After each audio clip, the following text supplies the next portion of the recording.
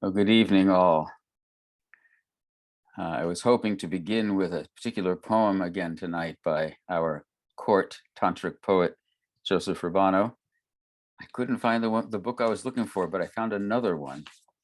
And I'll just start with that. It's a poem by Joseph that's called Infinity.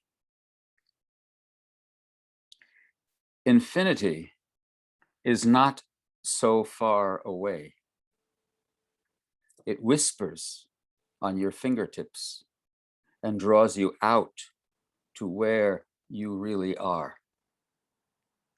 Listen, it calls you by your name and says, we are the same. It says, no need to strain inside your skin. No need to strain inside your skin. Infinity is not so far away. It whispers on your fingertips and draws you out to where you really are. Listen. It calls you by your name and says, we are the same. It says, no need to strain inside your skin.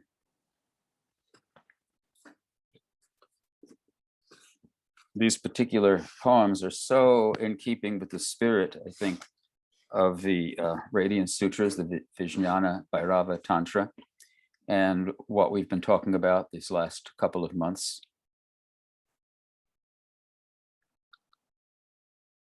As soon as we talked about the egoic process that kind of shrinks to the sense of a point, that I'm here at an imaginary encirculated space at the center, what I'm really doing is shrinking in my mind from infinity. There was no arbitrary line between, as we've been talking about, the consciousness that's me, the energetic nature that's me. But in this creative act of the mind, of conceiving a separate self, and all the processes that come from that as we separate out and begin to project our experience of the world, rather than kind of being an extension with it. It's as if we're shrinking away from infinity in that acting of the mind. Every time when we create concepts of any kind of separate, when we bound, but infinity by its very nature is unbounded.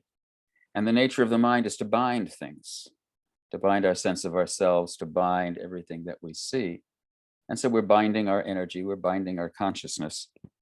And then when we think about infinity, when we think about God, again, it's something out there we think about, that we long for, that we feel separate from. But what this Tantra is telling us is it's asking us to awaken our capacity to see, to be, as we said, to dare to extend ourselves right here now, as Joseph says in his other poem, go to the edges of our comfortable or uncomfortable center and begin to touch the place where we first separated. And the way we do that is touching the edges even of our sense experience, going out to them with an openness and an intimacy, as we said last week, daring to be intimate, daring to touch the edges of our experience instead of withdrawing to a center and projecting all of our experience. So infinity draws us out to where we really are, which is here with all of this, as all of this. It's a little bit like the question that came up last week about what do we mean by it's calling us back, it's drawing us out. By its nature, it's inviting us to be what we already are. It says we are the same. It calls us by our name and says we are the same. We are the same as infinity. We're also in that respect the same together as each other.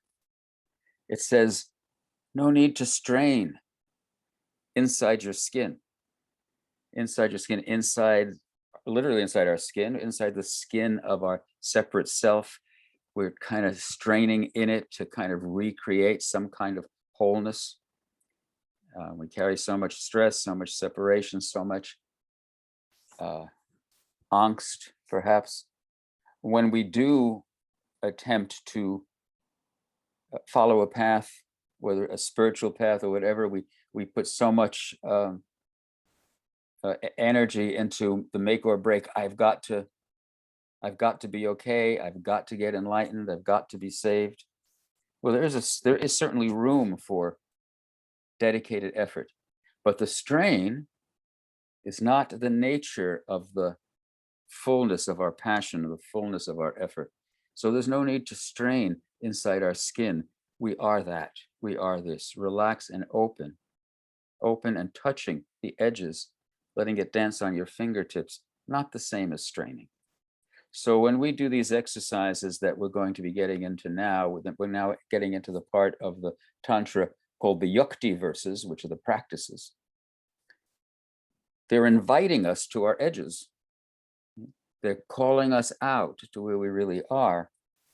They're asking us to be especially present, open, daring to be intimate, daring to touch the edges, but that's not straining. No need to strain inside your skin.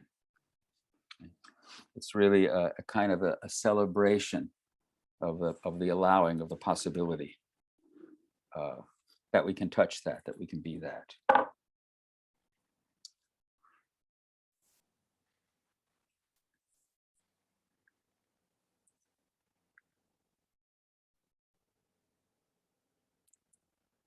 So we briefly jumped ahead a few weeks ago and looked at this beginning verse, and now we're going to go into it and take some time. We're going to go through the first 4 exercises that are all connected to the breathing. And in this, there's 112 exercises in this section. And they touch on every aspect of our experience and help us to recognize, you might say, the doorway that's waiting for us in the nature of our own experience, if we choose to open into it, if we choose to be intimate with it, rather than this kind of unconscious mode of pulling back, separating and projecting our experience. So we've been having this dialogue with Bhairava and Bhairavi.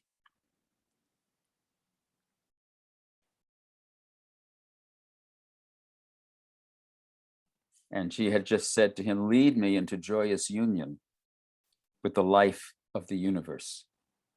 Joyous union with the life of the universe. And so again, every way this is expressed in this Tantra keeps bringing us back to the energy of life, just the idea of life as this energetic,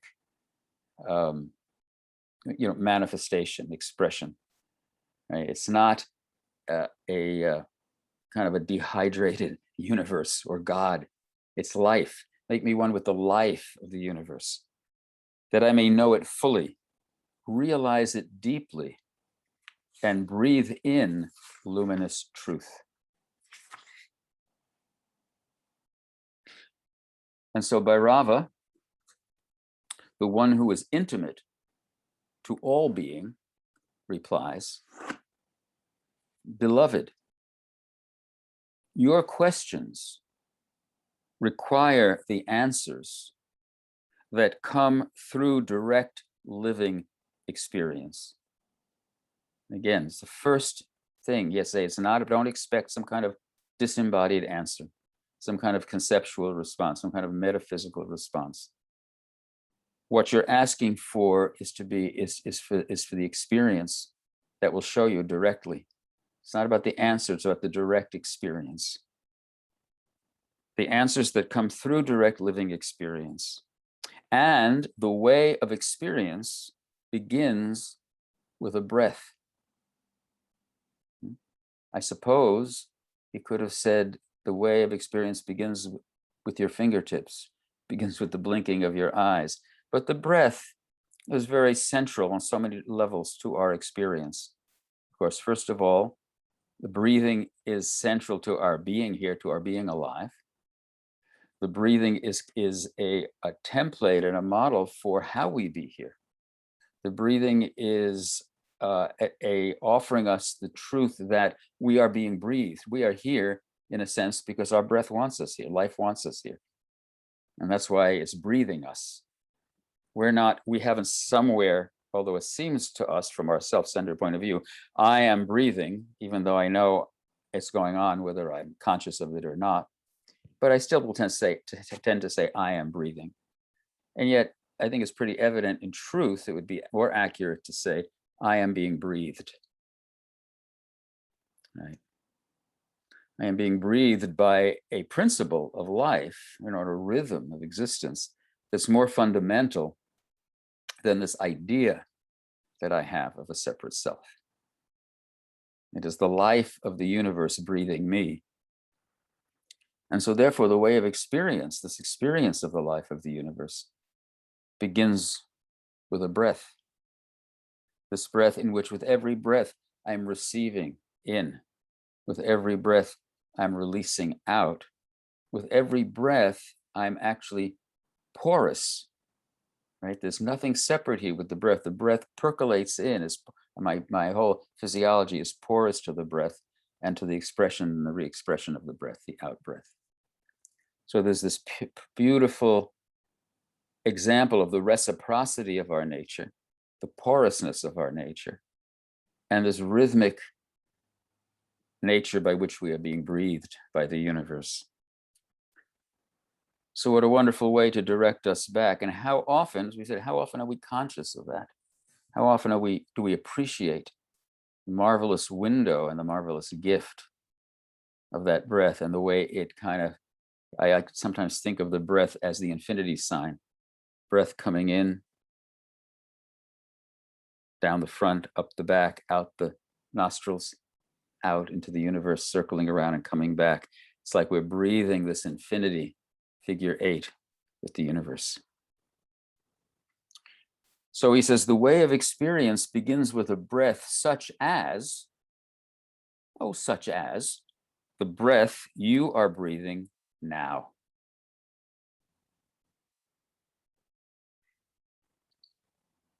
So each step of the way, as he's giving us this pointing out, he's inviting us also to pause and to hear him and to notice what he's pointing out to us. So to receive this Tantra, to receive this teaching, we're being asked not to receive it mentally, to get it mentally, intellectually, what he's saying,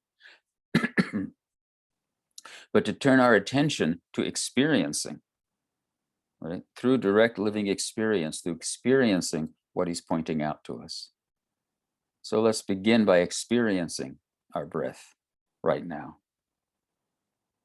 Awakening into luminous reality may dawn in the momentary throb between any two breaths.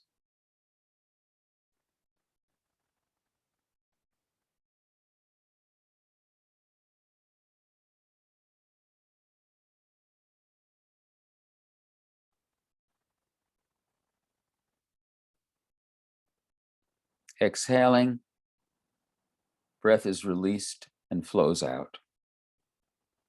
There's a pulse, and it turns and flows in.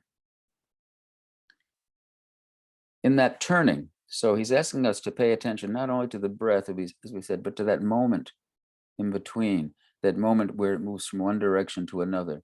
If you're watching the tide, the breath is really like the tidal flow of the ocean. When we're watching our breath, we can watch it as if we were walking along the shore and watching the tide go out and come in. We have no control over it, but we appreciate it. We keep our attention there. And there's that moment when the tide goes out.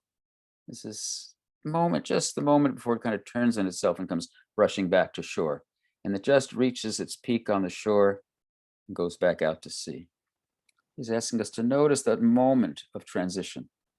Just in that moment of transition when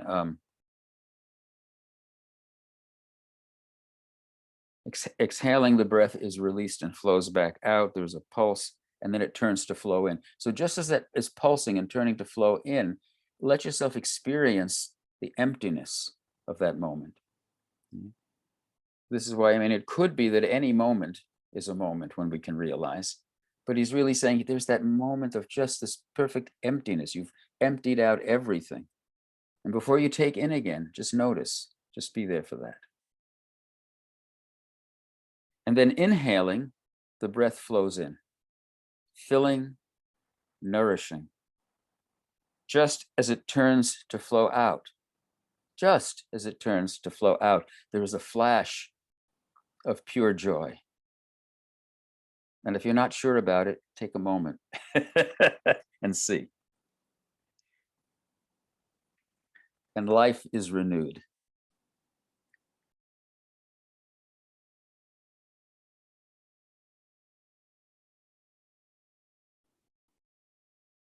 You know, the breath comes in, it's really like stoking the fire. It's bringing, it's oxygenating, metabolizing. It's a breath for the fire that's going on in all our cells. All of our cells are on fire.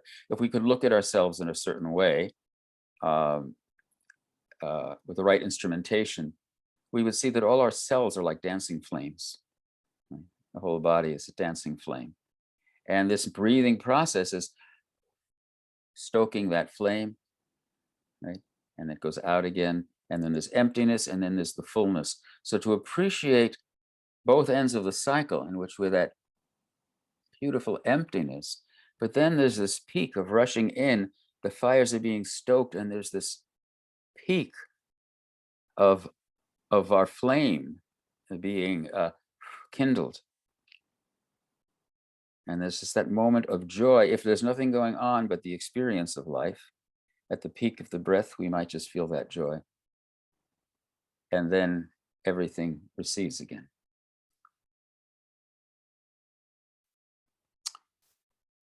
And he says, life is renewed. With each breath, life is renewed.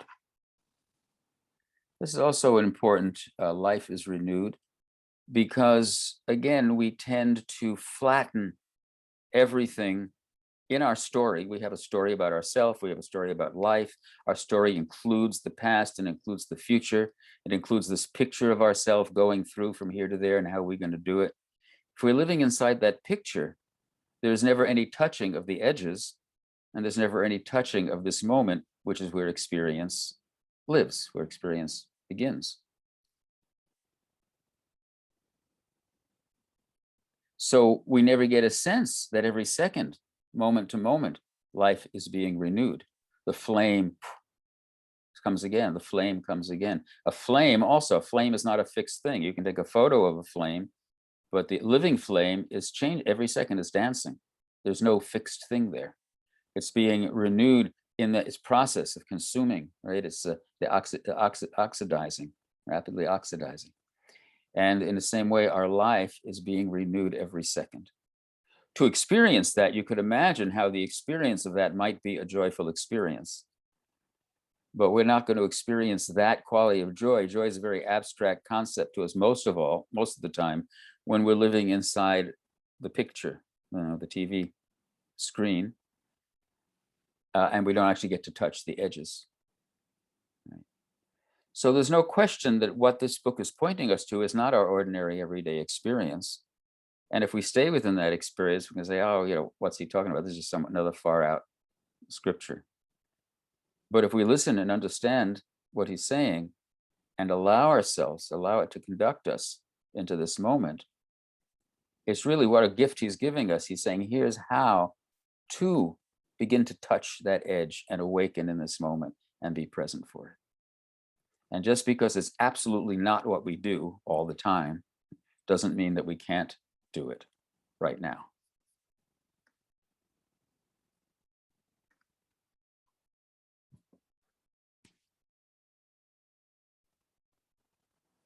So exhaling, breath is released and flows out. There is a pulse as it turns to flow back in. And in that turning, you are empty, and you enter that emptiness as the source. And that's where it's coming from, this breath, this wave, this tidal wave that's coming to a head in this full pulsation in the fire that lights the cells. And inhaling, the breath flows in, filling, nourishing.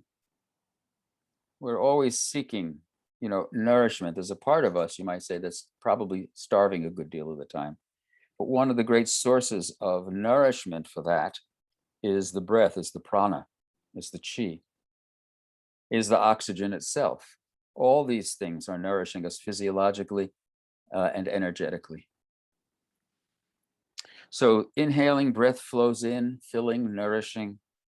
Just as it turns to flow out, there's a flash of pure joy, and life is renewed.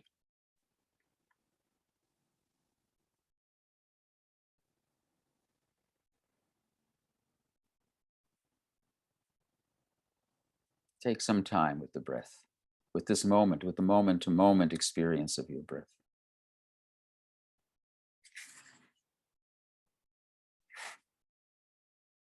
Radiant one, the life essence carries on its play through the pulsing rhythm. The pulsing rhythm of outward and inward movement. This is the ceaseless throb, the rhythm of life. Terrifying in its eternity, exquisite in its constancy. Now, terrifying only to the ego that's trying to hold on to some kind of comfortable fixed idea that involves our time-bound and space-bound way of seeing things. The inhalation, the return movement of the breath, the return movement of the breath into us sustains life. The outgoing breath purifies life. Well, that's simply true, right? A lot of our toxins, that which we no longer need, a lot of that gets released on the breath. Everything we need is really to talk about the perfect win-win, the perfect gift. In breath, everything we need comes in on the in breath. Everything we don't need is given back on the out breath. That process knows what to do with what we don't need, right? It's going to sustain other things, and it's going to give us what we do need. Exquisite in its constancy. The inhalation, the return movement of breath, sustains life. The outgoing breath purifies life. These are the two poles between which respiration goes on unceasingly. And between them, between those two poles, is every delight that you could desire. Maybe that doesn't sound like your life. Okay.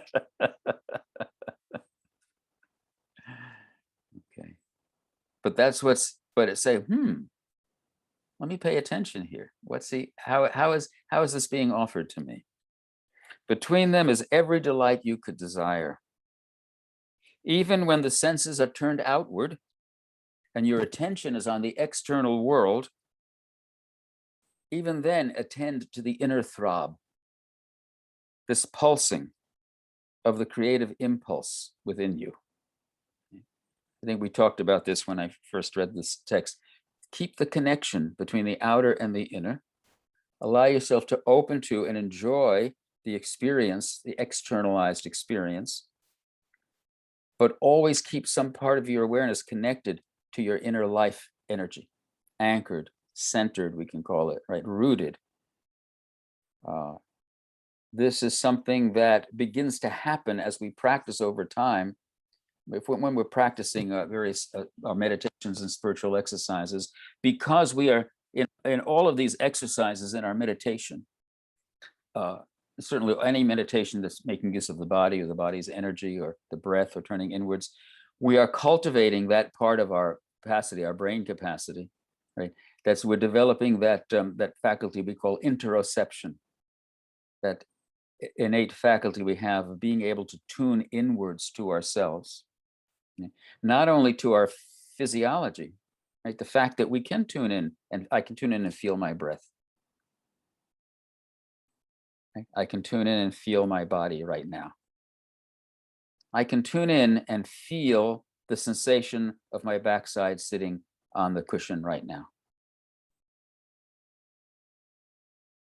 I can tune in and feel the sensation of my torso, my abdomen, or my chest expanding or relaxing right now. I can tune in and feel my kinesthetic sense of the shape, the posture that my body is holding at this moment, even if my eyes are closed. I can equally tune in, as we talked about our inner empathy pathways. I can also tune in and access and feel my sense of myself, my sense of being here, right? My sense of presence. And I can also tune in and feel my emotional state, right? Or my energetic state. Mhm.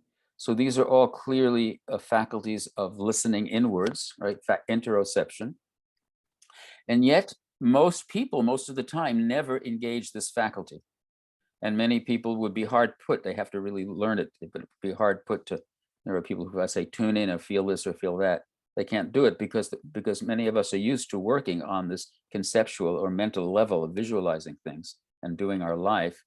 And for some people more than others, some people have this interoceptive faculty better developed than others.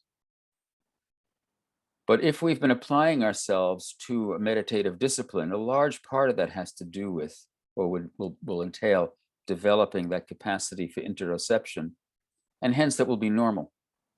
Right? When you walk down the street, it won't be so unusual to have a sense of your body, have an inner sense of a wholeness or movement or breath, or your centeredness or sense of balance in your body, even as you walk down the street and engage with different things. Even if I sit here and converse with somebody else, there's some part of my brain attuned to experiencing, you might say, the fullness of my own being. That's very important for maintaining a balance in this world, of course, because otherwise already we tend to be living inside this picture of ourselves and the world.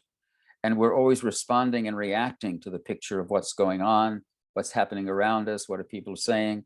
And as long as we're living inside that picture, we have no freedom to rest at our own center, to feel our own being. We're only living in response to the grasping and the avoiding based on that picture. Also, we can't truly be there for others because we're only there for others in the level of the movie. People that we see and meet every day are inside our movie, so to speak. And we can be there to a certain extent inside the movie for each other. But it's when we have a sense of the fullness of our own being that we can then offer that part, that aspect of ourselves to others. Then we can actually be present for others, right? So this is a natural part of our development as we do this work. We're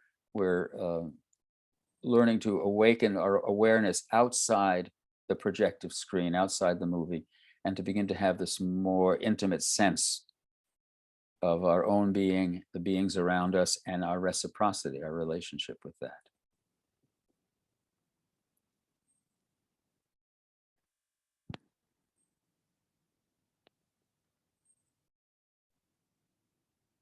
So I started on this track by this line: between them is every delight you could desire.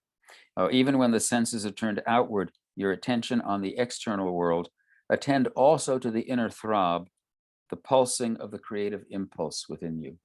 The other thing about retaining some of this sense of self is it may also help us to retain some of this direct connection to the immediacy of our life, the immediacy of our practice, the immediacy of the possibility of touching, a touching experience, touching joy, touching intimacy, right? Touching infinity, because it can only happen in these moments of touching. It's always in a moment.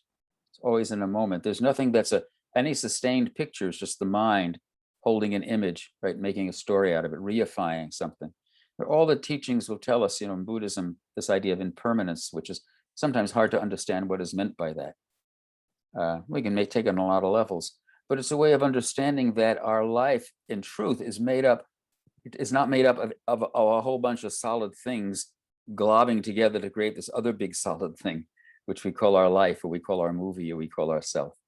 There's only the mysterious and spontaneous manifestation of experience, moment to moment, and that's not separate from our own energy, our own energetics, and our own consciousness. Right? We're still engaging with the world as we know it to be, but there's a sense of spontaneousness and freshness moment to moment, because we're not reifying and creating some kind of image that we're then trying to maintain and hold and kind of plaster over our experience. We're not contracting everything and kind of grinding it to a halt. When we grind it to a halt, when our life is based on a whole bunch of fixed images, the nature of energy is movement. And if there's some part of our mind is trying to stop that movement, we're stopping energy. We're stopping our own energy. And so naturally, our experience moment to moment is not going to be so much joyful. It's going to be much more contained, because joy is this fire of experience. So this is not talking about, being crazy. This joy can be a very sober, you might say, joy of being present and open and able to touch experience in this moment.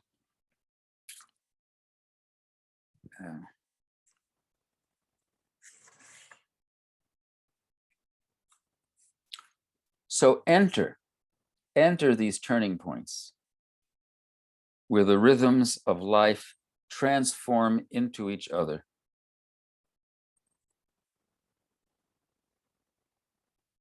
Breath flows in, filling, and in this moment, drink eternity.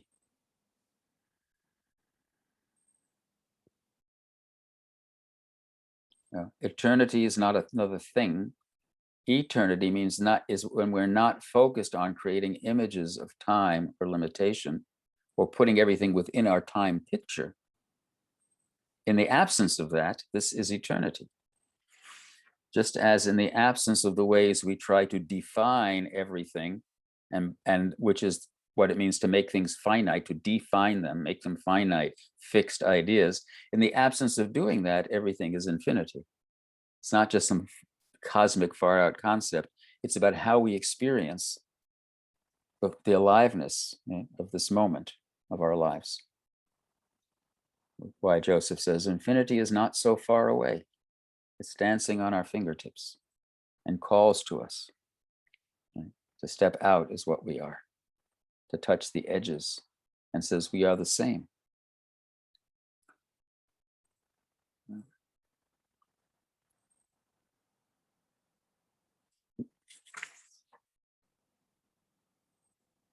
So breath flows in, filling. In this moment, drink eternity.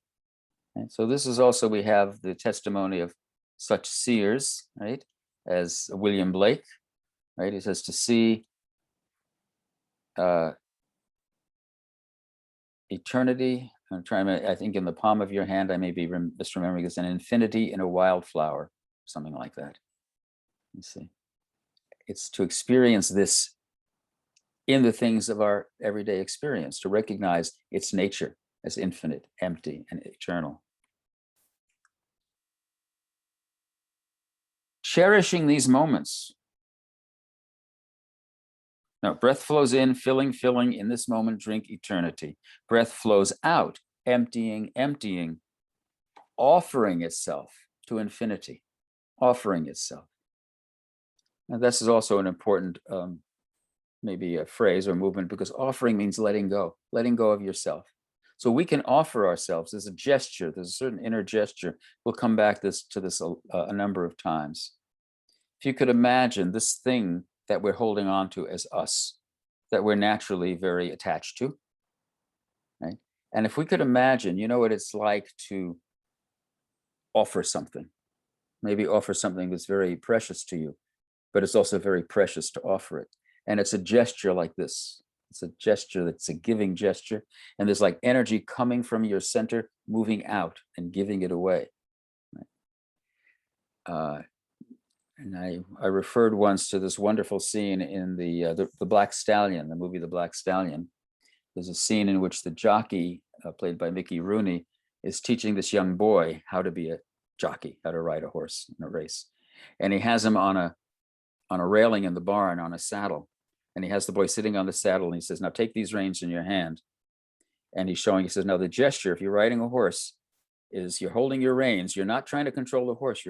It's like you're giving it away, giving it away, giving it away. That's how you're holding the reins of the horse. And in this gesture of giving it away, your horse is really moving for you. And you're really, you're in control, not by holding on, but by giving everything away, so to speak, and the mastery of the situation. So when you think of this gesture of give it away, just do that randomly for a second with something that you can feel comfortable and joyful about, giving it away.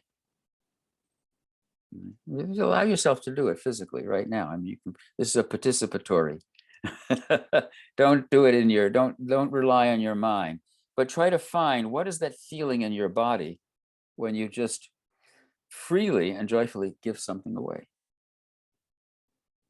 You say, oh, here, right? So you can think of a time and the joy of that. And then imagine that same ease, that same gesture, that same release that happens if you feel like you're giving yourself away to infinity. Oh, here I've been clutching myself for this. No, take it, please. Just feel this gesture, this openness of the heart, of the chest, of the breath, of the gesture of giving of the hands, this opening from the center outwards. You see? That's a meditation in itself.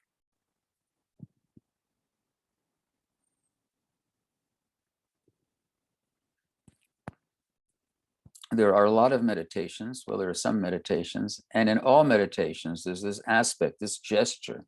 If we can understand that inner gesture and allow that inner gesture to be true of us in our meditations and in other areas of our life, we'll really begin to go through that transformation of release. Why are we clutching? What are we clutching onto? What are we holding onto? It's not really giving us what we want. But every time we open, release, and give away, we may just get an experience of that emptiness, that openness, and that joy, and that release. That's counterintuitive to the ego. But if we can grasp the view, so to speak, grasp the principle, we can practice it in safe little ways, perfectly safe to do this exercise that we're doing right now. Right? That shouldn't be threatening to the ego at all.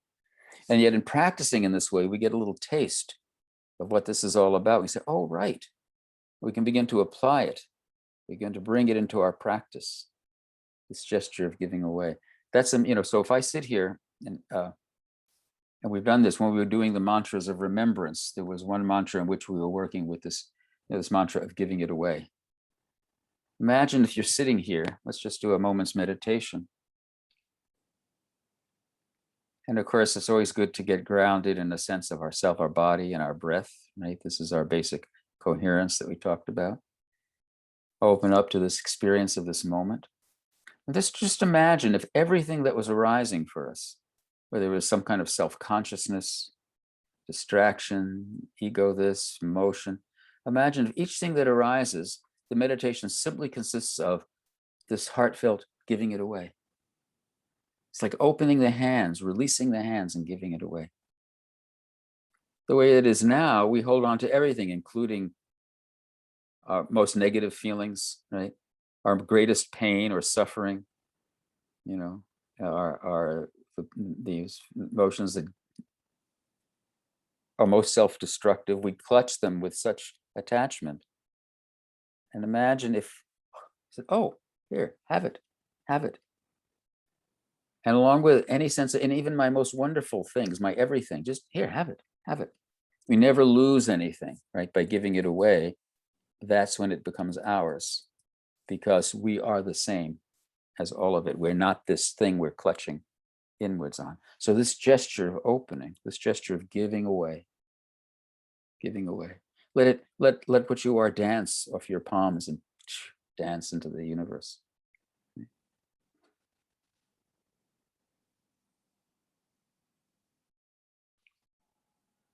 Sense your body in this moment, and then just give it away. Sense your emotions, or whatever, sense your beliefs, whatever it is, and just for now, no great loss, give it away. If you have a moment's bubbling of happiness, give it away. Feel love, give it away.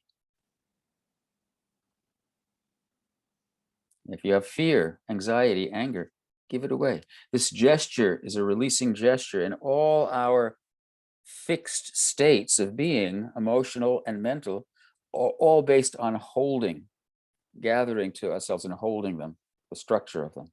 So if we can grasp that inner gesture of giving away, we're finding a key practice of release and of self-liberation and of awakening, really.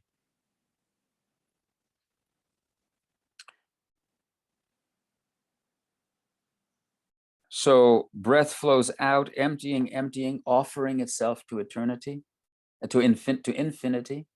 Offer yourself to infinity. Offer yourself to infinity. After all, you're the same, says Joseph. Right? Offer yourself to infinity. It's the gesture of offering. It's not about what you are or what's out there. It's not the illusion or the thing you're clutching. It's not even your image or your picture of what you're giving it to. It's the gesture. It's the energetic gesture of the release and giving away that is the liberating principle. Okay. So cherishing these moments. I love this here.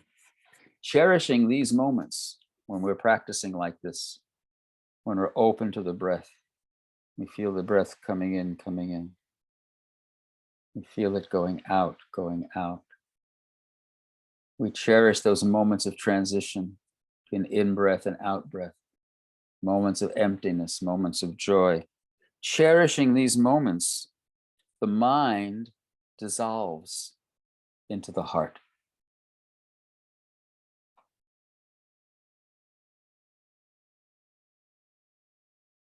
Let's take a little time with that.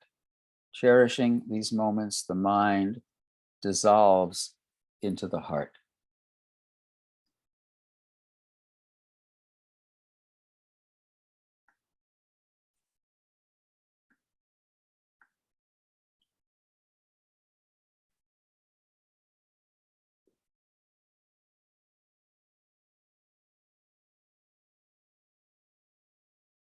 And the heart, the mind empties out into the heart, which is really the heart is the root of our life experience. The mind is trying to take over. The heart is the root. So the mind dissolves into the heart.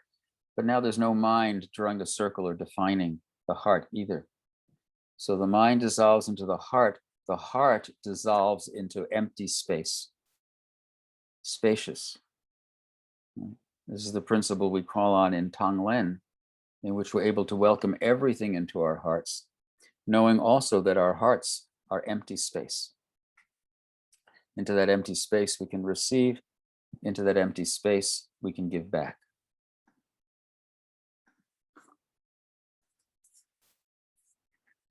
Cherishing these moments, mind dissolves into the heart, heart dissolves into space, and the body becomes a vibrating field, pulsating between fullness and emptiness.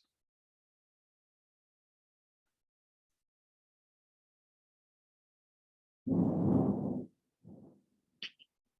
don't know if you just heard that flash of thunder out there. It's the perfect timing.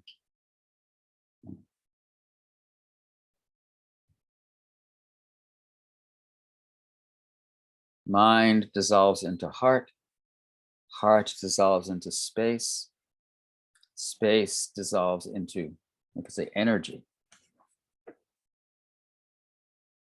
A pulsating, a vibrating field pulsating between fullness and emptiness.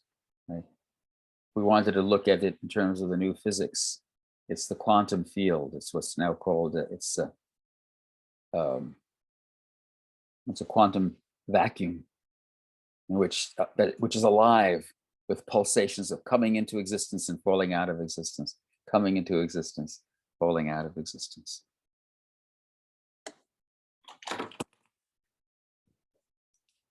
Mhm.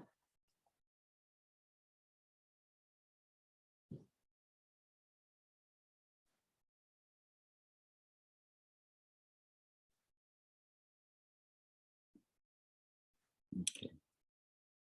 I want to take a moment before we end also. When you're breathing, I'm wondering if you notice your experience of the breath. Some people, have an easy, full experience of the breath. Some people have a hard time. The breath catches in different places. Some people have a harder time really enjoying the full breath. And if you're somebody who finds that you run to a limitation in your breathing, you breathe in, but it's within a limited range. There's a simple exercise that might help you to explore the fuller range of your breathing. This is just meant to you might say, reacquaint the body with the full range of breath. It's not meant to be another a practice that you have to strain at all, but it's just an experience that might rekindle the body's ability to recognize its full capacity to breathe. And you might just try this or share this with someone who's having this problem. So as you sit and just allow yourself to do your regular breathing and to breathe as full, as open as you're able to breathe. Enjoy the fullness of your in-breath. Enjoy the fullness of your out-breath. Some people find that, of course, some people tend to breathe in the chest and have not learned to breathe in the belly, in the lower abdomen. Some people do fine breathing in the lower abdomen, but there's a lot of restriction in the full breath in allowing the chest and the second part of the breathing to allow the chest to expand. So it's good to have the capacity, right, in both those areas. So here's one simple exercise that you might want to be familiar with.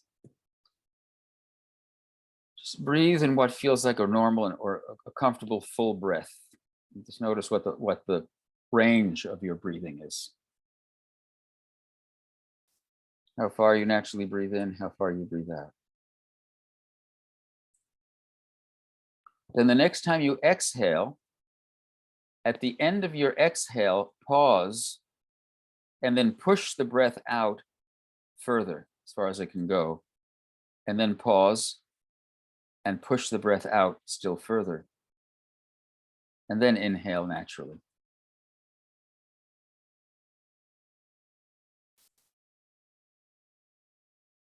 Again, as you exhale to the end of your exhale, then pause, hold the breath for a second, and then exhale the breath further, push it out more. As far as it can go, then hold and push it out still further as far as it can go. Then completely relax and let the breath come in.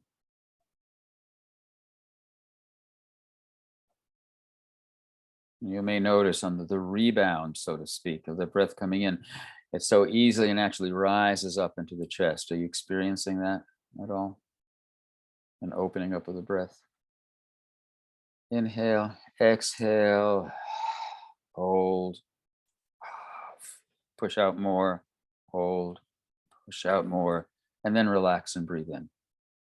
Often our breath is not full, in-breath is not full because we've never really done a full exhale. You have to give it all away to take it all back in, okay?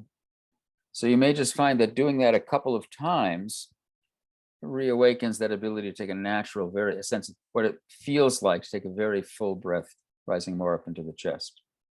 If you want to explore the capacity of the chest still further, and this is just a little kindling. It's not meant to be a forced kind of pranayamic exercise. Okay, so as you breathe into your fullest, pause, and then open the chest to take in more. Pause, open the chest to take in more. Relax. Let the breath flow all the way out.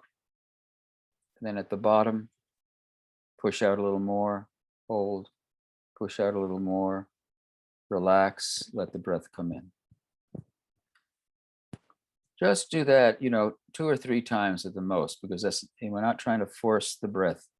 We're just doing it several times. You might say jumpstart the body's experience of a fuller range of breathing so that we can more fully appreciate the experience of our own breath and its supportive nature, what it really is like to be filled, what it really is like to be emptied by the breath.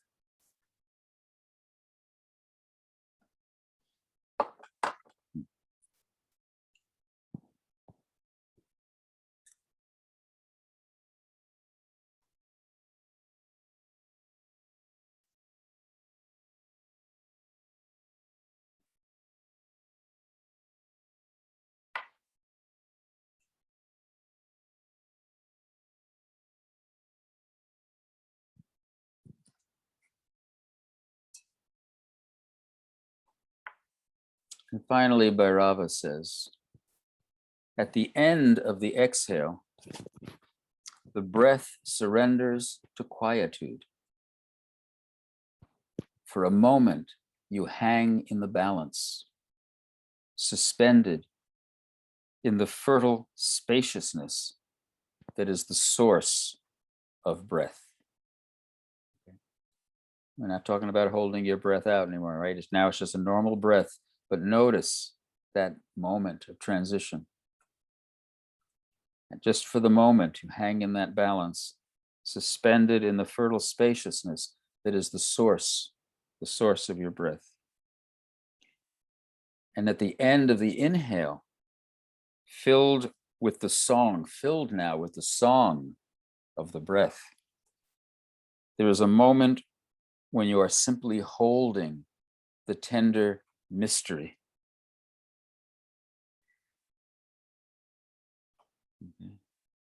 So now there is that deep emptiness and spaciousness of our source, but now it fills us. And in that moment of fullness, we are holding the tender mystery that has come in on the source of the breath. In these interludes, experience opens into exquisite vastness with no beginning and no end. We could say no story. Embrace this infinity without reservation. You are its vessel. I have to come back to this. This is really everything is said in these two sentences. Our whole sense of what we are is reversed. Right? Now it's as if we're defending ourselves against infinity, trying to be what we think we are. But in fact, what we are is a vessel of infinity itself. Energy and consciousness and infinity. How can we ever experience that? How can we ever experience the quote unquote ecstasy of that if our whole commitment is to preserving, and it's totally natural that it is, because this is how we've come to experience ourselves and the world. If our whole experience is the commitment to exactly the opposite of that, to holding my separateness, to holding off infinity, holding off my openness.